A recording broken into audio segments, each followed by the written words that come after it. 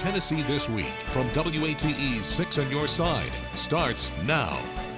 Hello and welcome to Tennessee This Week. I'm Lori Tucker. Glad you're with us. You know, this week we begin with all things nuclear energy. Oak Ridge has been in the headlines several times just since the beginning of the year. Let's take you back. On January 16th, we learned LIS Technology was investing $1.38 billion in a laser uranium enrichment facility in Oak Ridge, creating 200 what are called high-quality jobs. Then on the 23rd, we learned that Centrus Energy, the only uranium enrichment centrifuge manufacturing facility in the country, was expanding its operations right here in East Tennessee, investing more than $560 million to create 430 new jobs. And on the 26th, BWX Technologies announced a $1.5 billion enriched uranium contract, and its Oak Ridge centrifuge making facility is going to play a part there. So we're joined now by our panel of pundits, Courtney Piper, Craig Griffith, and Michael Covington. Thank you so much for coming in. Courtney, I'll start with you, obviously, since you have had a hand in a lot of this business-wise. There's a lot happening in Oak Ridge when it comes to nuclear power. Everything we just mentioned really only builds on last year's nuclear development announcement. So first things first, what does this say about the future of Oak Ridge in this industry?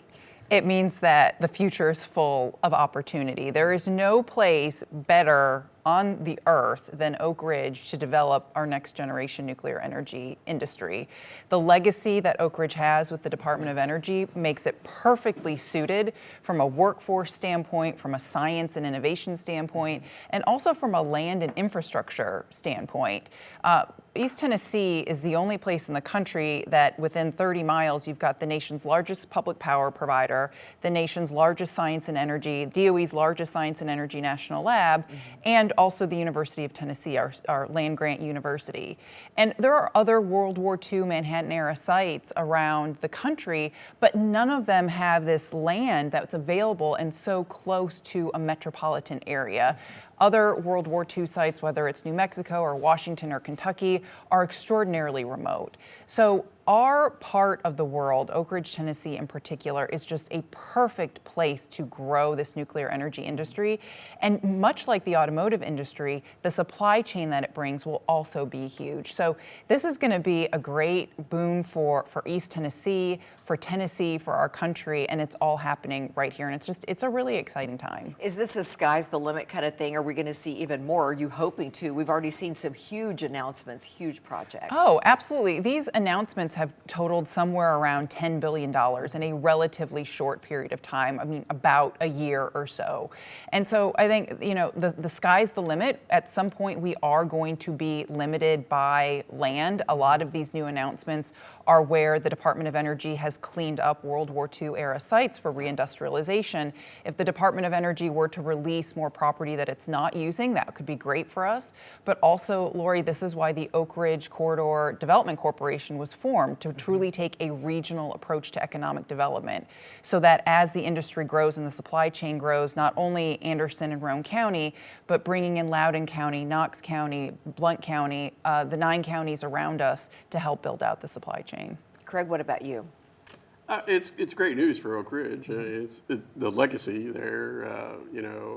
My father-in-law used to work on those cauldrons at Y12 that were producing, uranium. So it's part of a family tradition for us. So it's a great step forward for Oak Ridge. But I don't want to be the downer here in all this excitement. But as I mentioned on this show time and again, is that in the end, what is all this for? It's to develop nuclear energy power to power our country.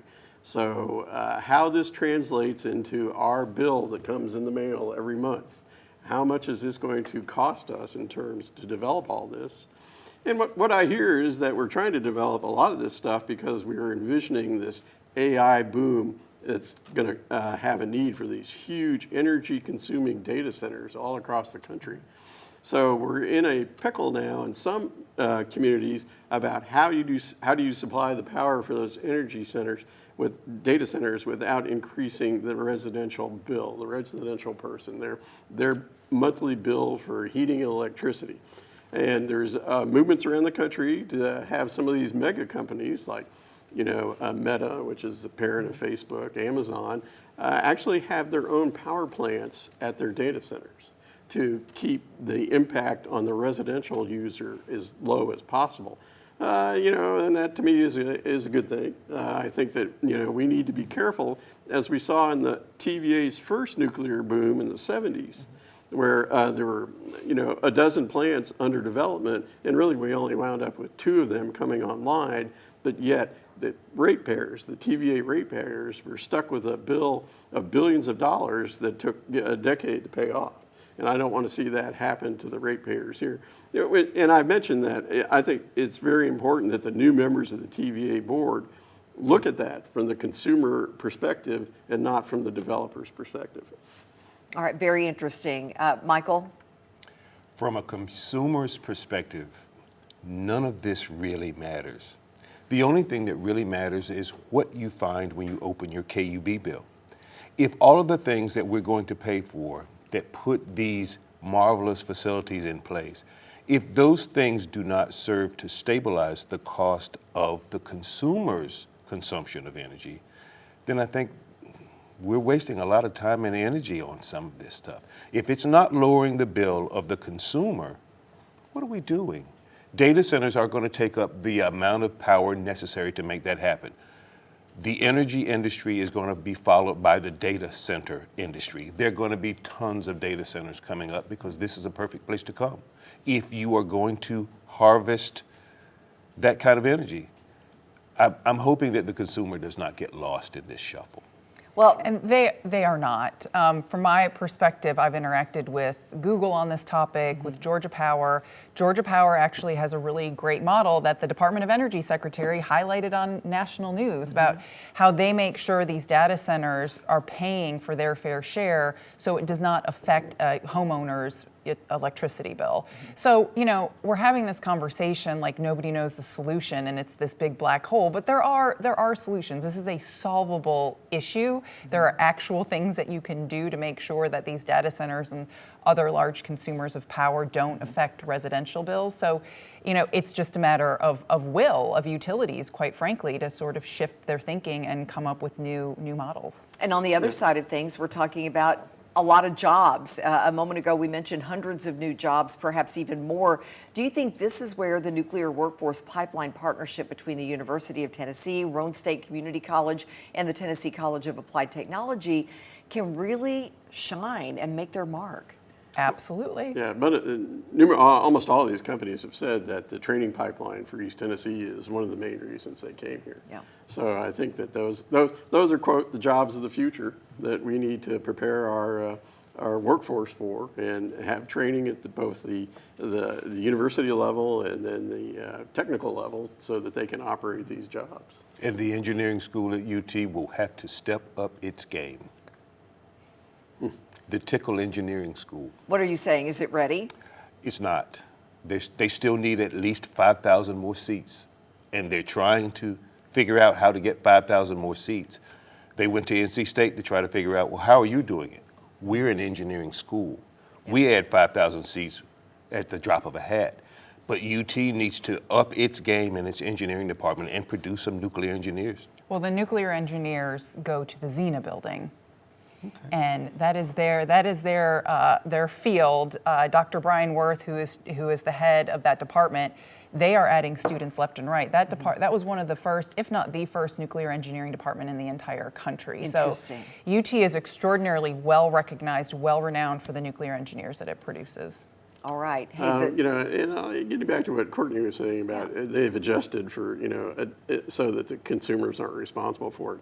We are at the very beginning of the AI boom. We are at the very beginning of the data center boom. And I'll bring up a history lesson for some of us. In Knoxville, we saw a 7-story building in downtown Knoxville that housed all the AT&T switching company. It built in the 50s. It was 7 or 8 stories. It was humming the whole building. And through the course of time, the amount of space in that building that was used for the switching company went from 8 floors to 6 floors to 4 floors to 1 floor. Mm-hmm. We don't know what the future holds for these data centers. And will they still be demanding as much energy 20 years from now that they're demanding today? And will we have overbuilt our capacity to handle it so that, yet again, the customer is paying for unused capacity in our electrical grid? So, I appreciate that they're looking forward to that, and I think that's the smart thing to do. But, we're at the beginning of this boom. It'll be interesting to see what it looks like in 20 years from now.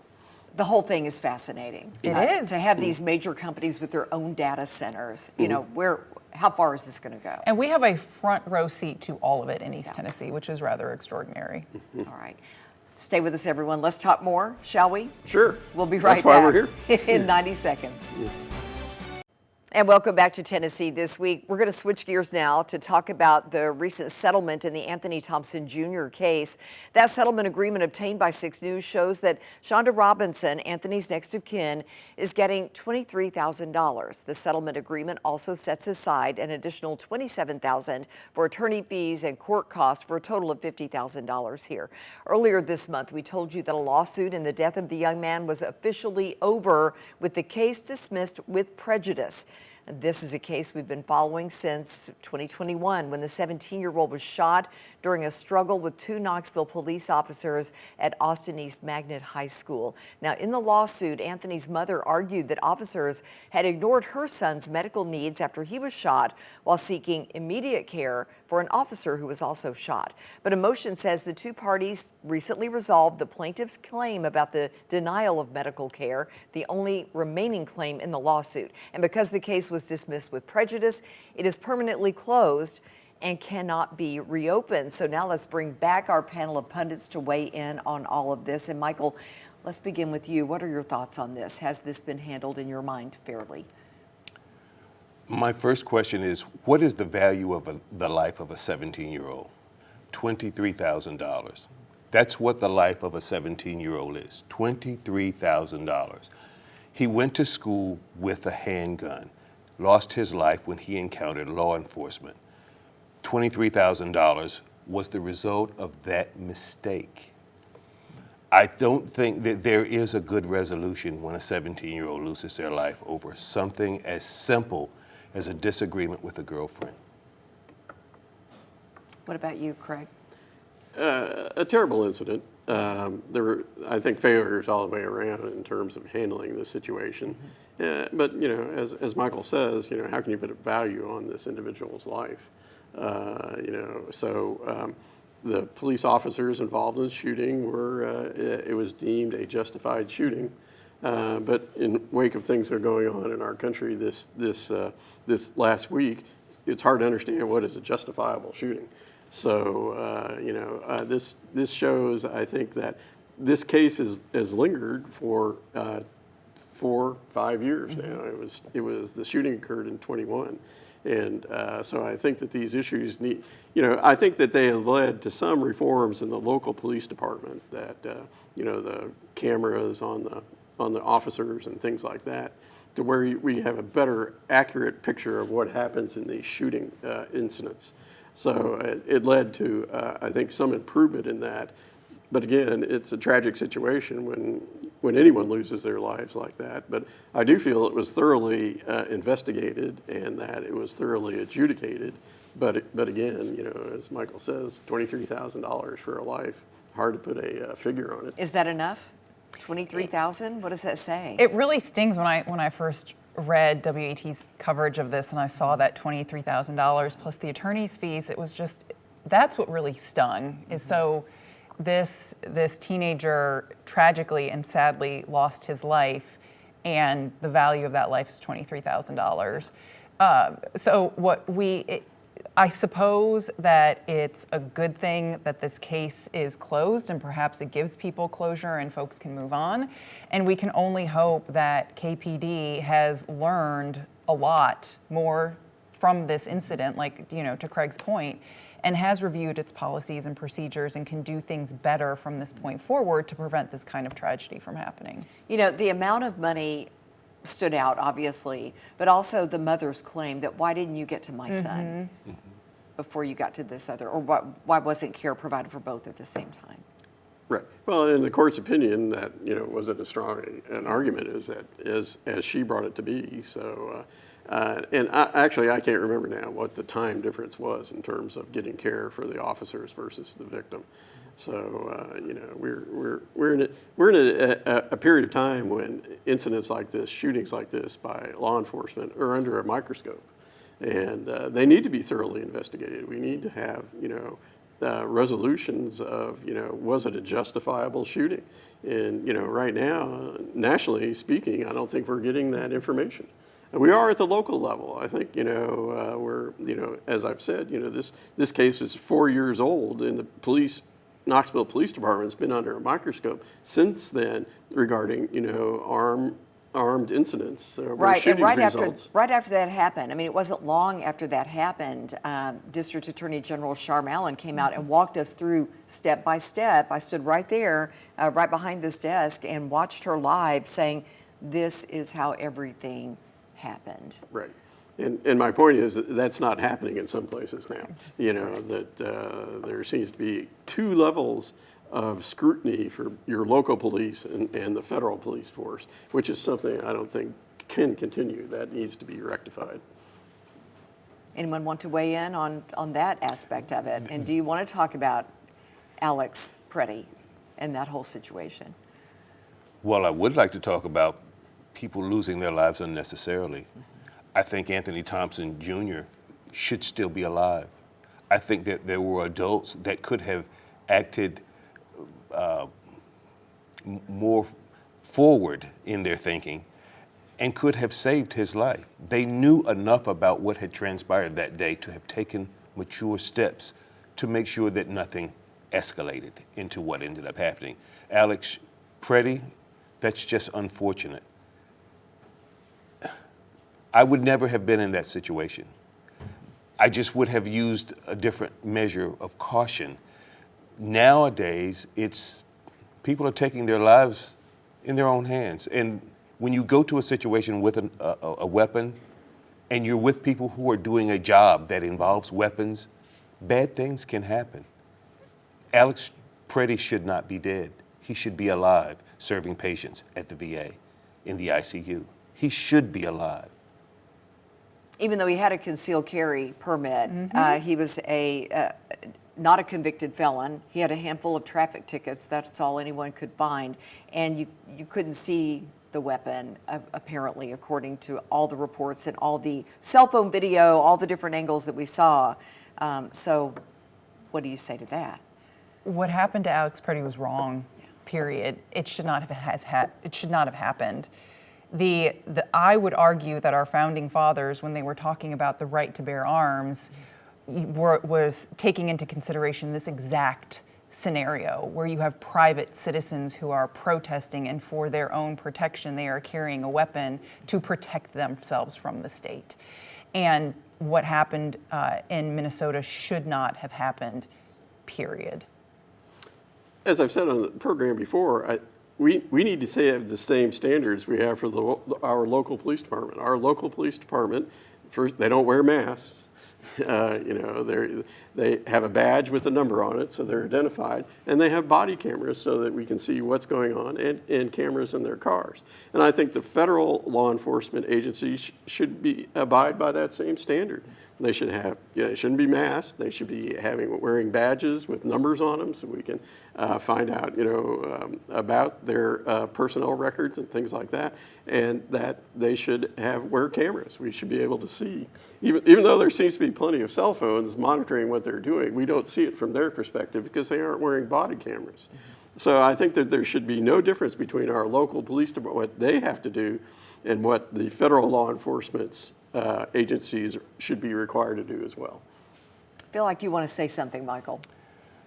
I want to say that better judgment would save lives. All of the lives that we're talking about now should still be living lives. Anthony Thompson Jr. should still be alive. Alex Preddy should still be serving patients in the ICU at the VA. He should not have lost his life. He should have gone to the gym and gotten on an elliptical bike. He'd still be alive. He'd still be serving patients. His loss of life was not worthwhile. All right, let's take this moment, and there's still a little bit more on Tennessee this week. Stay with us. We'll be right back after this break. Welcome back, everyone, to Tennessee This Week. On Friday, the DOJ, Department of Justice, said it was releasing 3 million pages of the Epstein files. Let's bring in our panel to talk about these latest developments. Craig, I know you've been talking about the need for the release for a long time, for all of them. Yeah, well, yes. During the campaign, both the current president and his potential attorney general said that the files should be released en masse. But yet it took an act of Congress to force them to do that. So, you wonder about the Epstein files, and I've said, that it's the transcript of a blockbuster movie. It's sex, it's violence, it's lifestyles of the rich and famous, which is, and so it's piqued people's interest. And mainly from the conservative blogosphere that want all these files out there. So, it's taken more than a month in the deadline and the law that was legally signed by the president and passed by Congress for them to meet the requirements of that law, and it's about time. Courtney?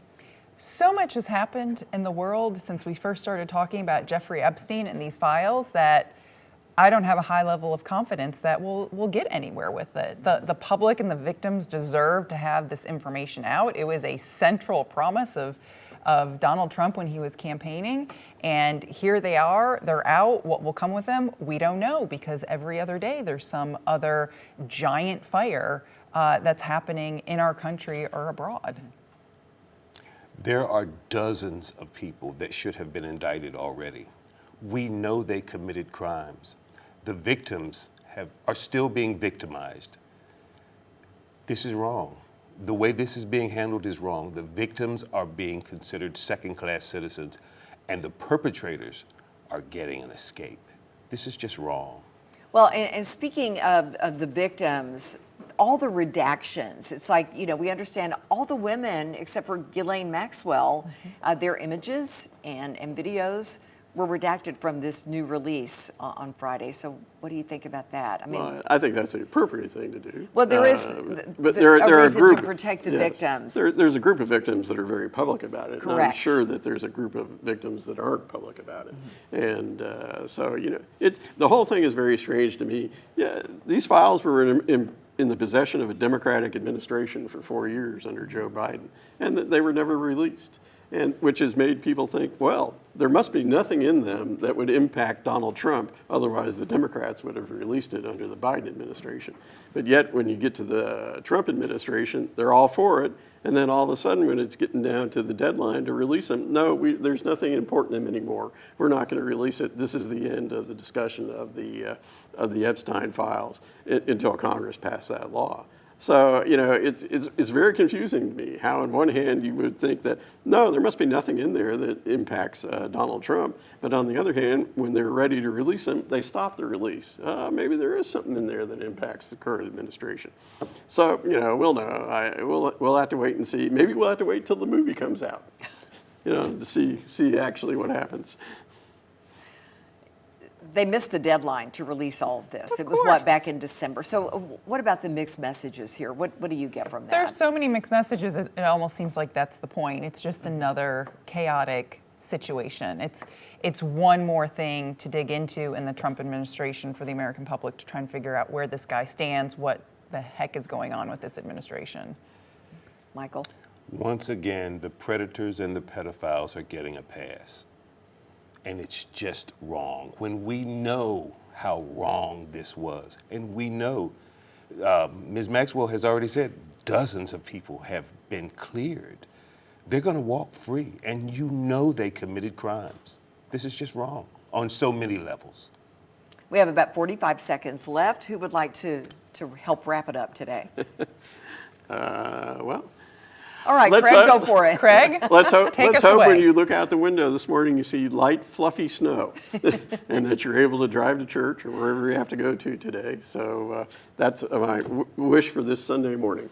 All right, we want everyone to stay safe. We understand this kind of snow is for sledding, not snowman building. So that's the fact we'll leave you with. Thank you so much for being with us. Have a good and safe Sunday. The views of guests on Tennessee This Week are their own and do not represent the views of WATE 6 on your side or Nexstar Broadcasting.